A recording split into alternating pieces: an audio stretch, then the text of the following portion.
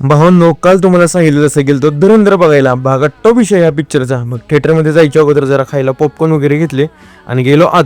थोड्या वेळाने झाली रणवीर भाऊची एंट्री आणि भाऊ अख्ख्या पिक्चरमध्ये नुसती चोपाचोपी करत होता, कुणाला सुट्टी देत नव्हता. आणि भावांनो, जरा कुठं बाहेर गेलो की आपण असं मस्तोय बघा, त्यामुळे घरचे आपल्याला रोज दुकानातच बसवतात. त्यानंतर इंटरव्हल झाल्यावर जरा घेतलं देसी खायला. हे पॉपकॉर्न वगैरे खायची की आपल्याला सवय नाही. आणि या भाऊनं जसे याचे पाय तोडलेत ना, तसेच तुम्ही तुमच्या आयुष्यातल्या प्रॉब्लेमचे पाय तोडा आणि खुश राहा. भाऊंनो, ह्यो सीन लई इमोशनल आहे. तुम्ही जर काही कारणास्तव घरापासून लांब राहत असाल ना, तर कायम घरच्यांशी कनेक्ट राहा. जर एकदा त्यांनी तुमची शिवाय जगायला सुरुवात केली ना, तर घरी यायचा रस्ता लय अवघड होऊन जातोय बघा. मग पिक्चर सुटल्यावर गेलो पेट्रोल टाकायला, तर आपले नशीबच खराब भाऊंनो, तेवढी गर्दी होती बघा. मग थोडा वेळ थांबून गाडीत पेट्रोल भरलं आणि आलो घरी.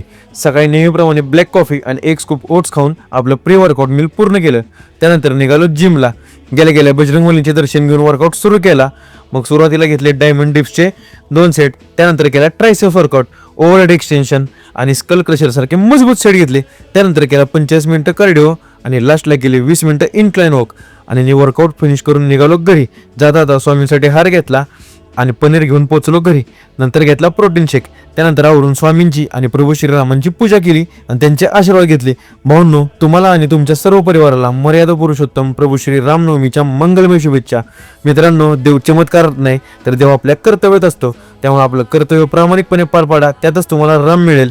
आणि त्यानंतर आवरून निघालो शॉपवर. आजच्यासाठी एवढंच. धन्यवाद. व्हिडिओ आवडला असेल तर तुमच्या ह्या भावाला नक्की फॉलो करा.